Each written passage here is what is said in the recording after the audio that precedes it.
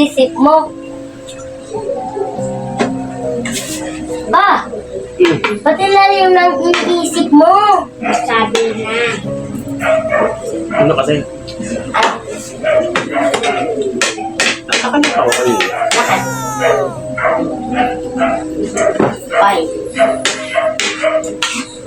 Meron kasing lumapit na Nga.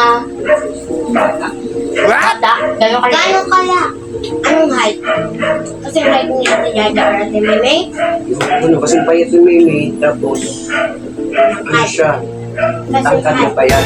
Parehas Kasi na. height ni Mimi, Ate Yaya or Ate Meme? kay Mimi. Kasing payat din ni Mimi. Nagulat ako. Nasa tindahan ako nakatambay. Kinuha yung kamay ko. Oo.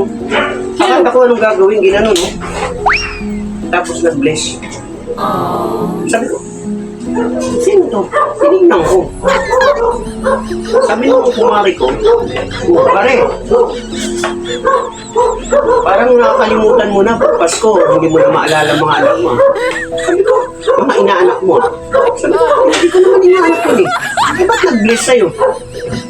Hindi ko alam. Nagulat nga ako, kinuha yung kamay ko. Sabi niya, ay naku pare, ganyan talaga. Madaling makalimot pag malapit at pagkapasko na. Madaling ang makalimot yung mga ninong sa mga inaanak niya. Kasi alam ko sa mga inaanak, malalaki na. Wala na akong inaanak na maliliit eh. Sino ang pinakamaliit mong minana? Sinito eh. Binata na, hindi na pwedeng manghingi ng pamasko. Ako naman ganyan sa kanya ng pamasko. Pero nung lumapit sa akin, hindi ko kilala talaga. Ano bang kulay mo? Yung puti nga, na payat tapos parang ganun yung buhok. Lalaki yun. Lalaki na. Ginanon yung kamay ko tapos ginanon. Nalala ko yun. Sino? Kuya Nas yun. Kuya Nas? Sino Nas? Yung kilala yun? Yung boyfriend ni Ate Yaya. Ay, yung boyfriend ni Dada? Ay, kaya pala kumuha yung kamay ko. Pero bakit niya kukunin yung kamay ko? Siyempre, tito ka niya.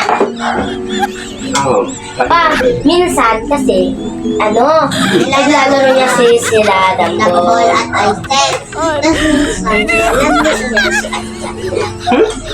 ano? Ano laki mo?